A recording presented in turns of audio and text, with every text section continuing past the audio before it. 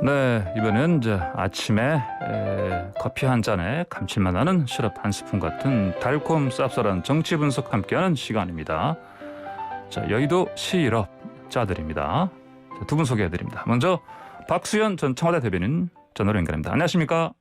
네, 안녕하세요. 박수현입니다. 네, 반갑습니다. 자, 그리고 김현아 국민의힘 비대위원 나오셨습니다. 안녕하십니까? 네, 안녕하십니까. 김연아입니다. 예, 자, 먼저 가장 지금 어젯밤에 늦게 그 문재인 대통령이 이제 방미 일정 마치고 귀국하셨는데, 자, 이번 저 한미 정상회담 성과 총평부터 좀 들어야겠습니다. 먼저 이거는 김연아 의원님부터 말씀해 주십시오.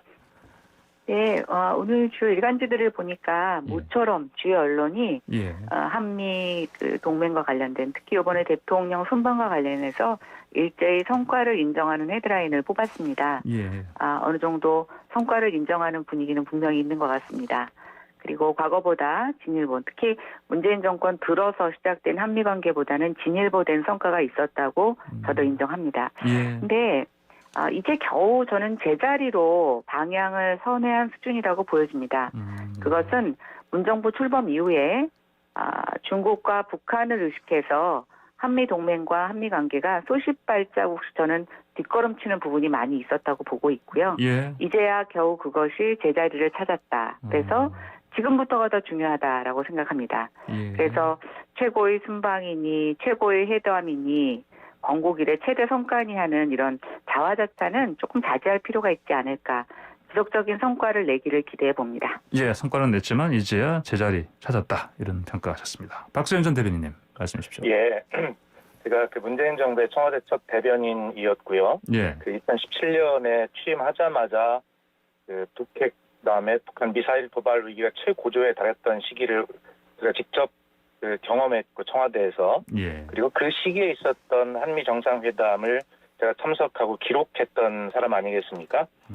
그런 어떤 모든 경험들에 비추어서 이번 그 한미 정상회담의 성과는 김연아 의원님께서 또 자화자찬한다라고 또 비판하실지 모르지만 이미 하셨지만 역대급이라 해도 과언이 아니다, 이런 생각이 들고요.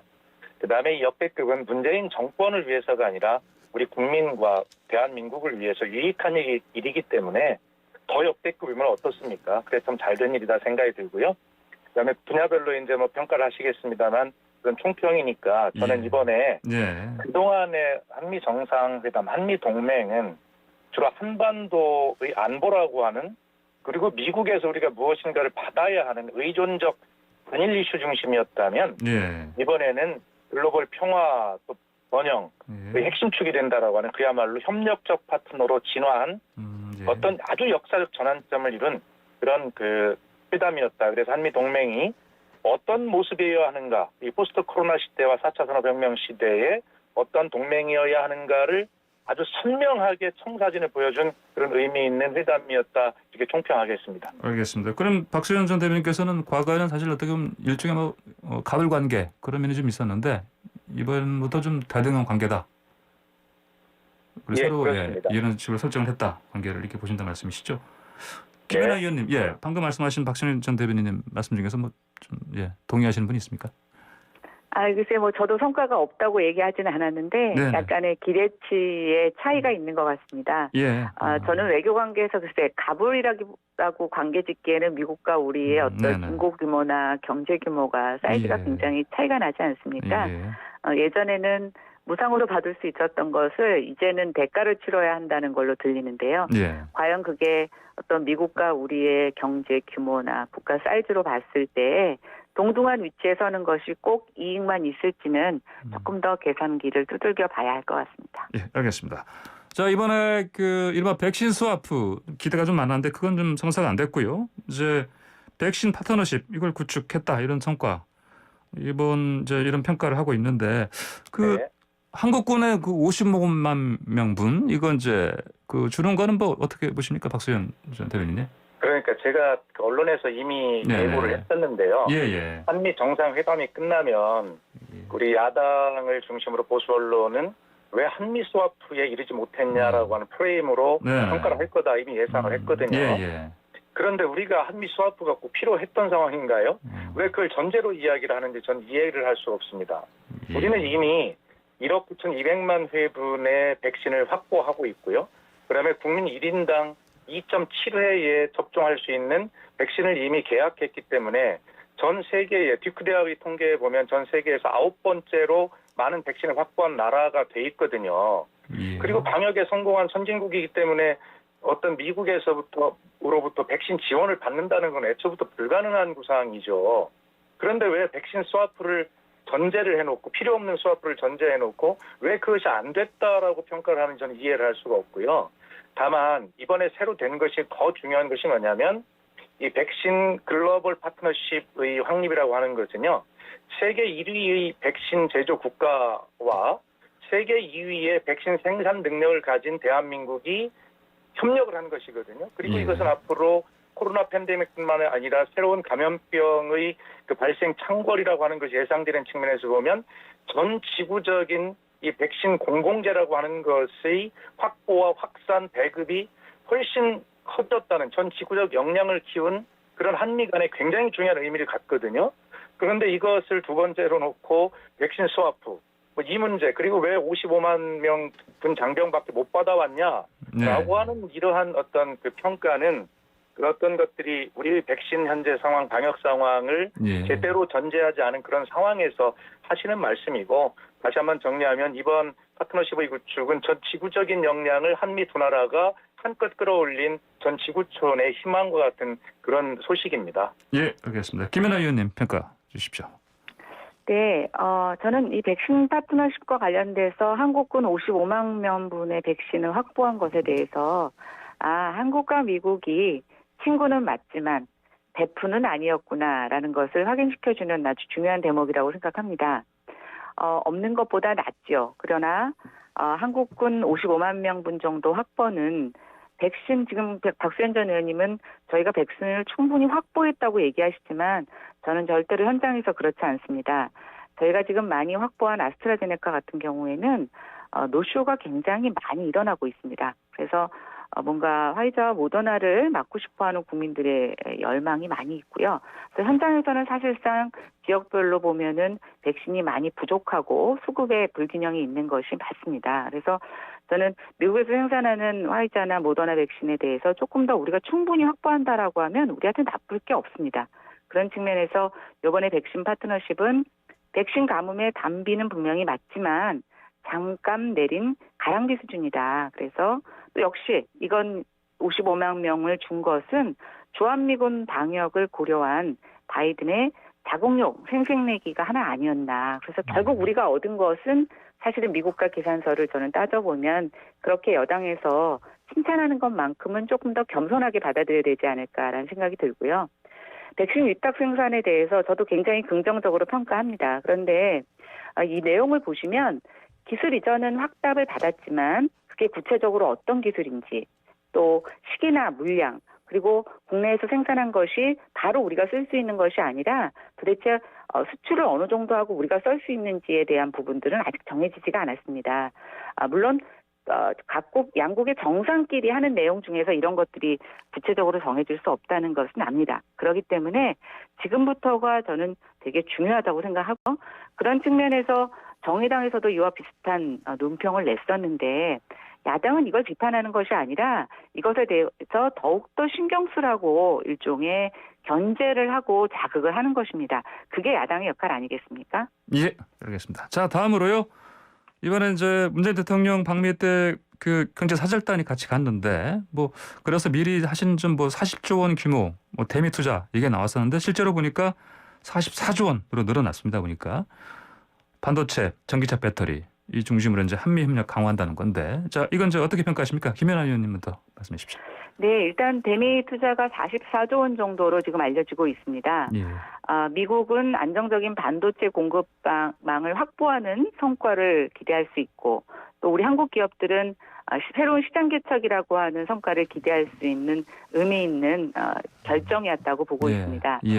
그런데 이게 이제 투자라는 게 당장 성과가 나오는 것도 아니고요. 특히 이제 우리나라 기업들이 미국에 가서 여러 가지 시장 개척을 할 때 저는 지금 보여지는 장밋빛 전망보다는 여러 가지 걸림돌이 있을 수 있다고 생각이 됩니다.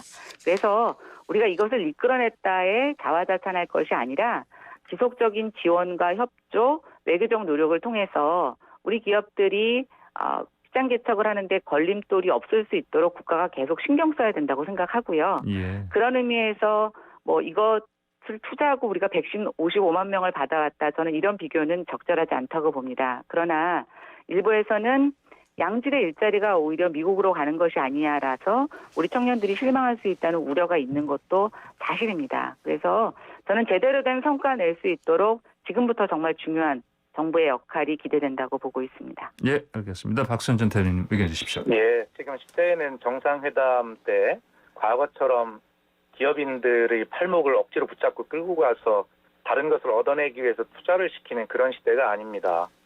지금 우리나라의 글로벌 기업들이 이 글로벌 전체를 놓고 어떤 전략으로 가야 우리 기업도 유리하고 대한민국에 유리한 것인가라고 하는 것을 오랫동안 검토한 것이죠.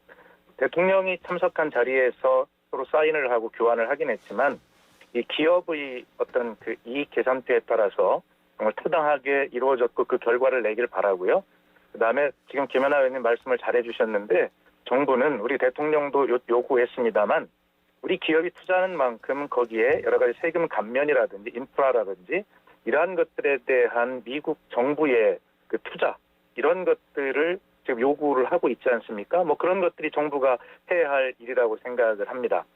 그리고 지금 그 4차 산업혁명 시대에 우리가 지금 가장 중요한 것들이 우리가 지금 그 GPS라고 하는 위치정보 시스템을 이용을 받고 있지 않습니까? 그런데 이것을 사실은 이게 전 지구적인 공공재가 아닙니다. 이것은 우리가 편하게 쓰고 있어요. 그렇지. 그래서 이번에 우리가 그 KPS라고 하는 협약도 했는데 우리가 앞으로 자율주행 자동차 시대를 열기 위해서 가장 필요한 것이 이 위치정보 시스템을 우리가 독자적으로 갖는 것이 무엇보다 중요한데 이런 그 KPC 이 시스템에 관해서도 서로 협의를 하고 왔던 이런 사실들 그래서 진짜 4차 산업혁명 시대를 대비한 기업적, 국가적 차원에서의 전략적 투자가 정확하게 이루어졌다라는 말씀을 드리고 그 투자를 통해서 백신을 받아왔다라고 하는 것은 전혀 맞지 않는 김연아 위원님도 그래 말씀해 주셨습니다만 그것을 비교해서 계산서를 뽑아내는 언론의 비교는 너무나 잘못돼도 한참 잘못됐다라는 말씀을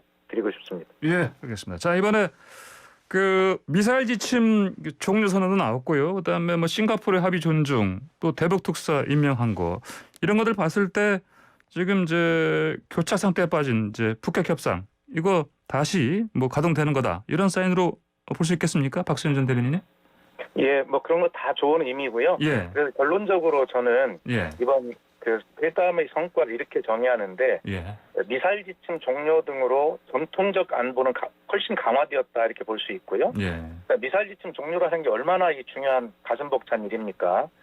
그다음에 이것이 인간 안보로 확장됐다. 기후변화 백신 주제에 관해서 우리가 여실히 지금 보았지 않습니까? 그리고 지금 우리가 토론한 경제 안보, 공급망의 확충 등 이렇게 이제 됐다라고 생각을 저는 하거든요.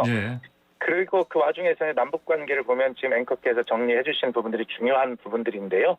이것들을 뒷받침하는 것이 더 중요한 게 있습니다. 바이든 대통령께서 남북 대화를 지지한다라고 말씀하셨거든요. 그러니까 지금 이러한 그 북미 관계나 한북미 관계 이런 것들을 종합적으로 선순환시킬 수 있는 것이 바로 남북 관계의 촉진이거든요.